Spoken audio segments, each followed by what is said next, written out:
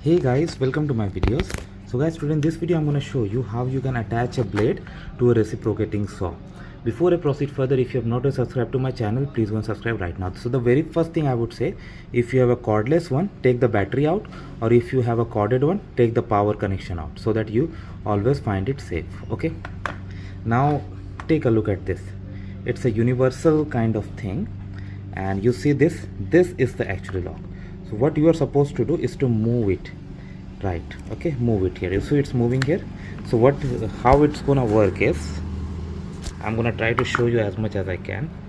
Yeah, you move it towards, right now I'm holding, move it towards your right, see, finger right, and this is the moment you are gonna insert the blade. So see, I am holding it now. Okay, now I'm gonna add the blade straight.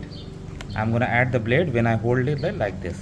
Okay, so again I'm gonna move it a bit like this. Okay, and now I'm gonna push the blade in a very safe manner. So while holding it like this, towards my right, I did it, and now release it. So it will automatically lock it. Now the blade has been locked. Now you can push the power and do it. So I'm gonna try. So now I have connected the battery and so that's how simple it is, guys. Let me know what you feel about it. Thanks for watching this. Please subscribe to the channel. Thank you.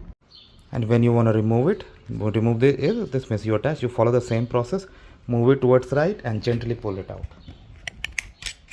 Yeah, see, it got pulled out so easily. That's how it is, guys. Thanks for watching, guys.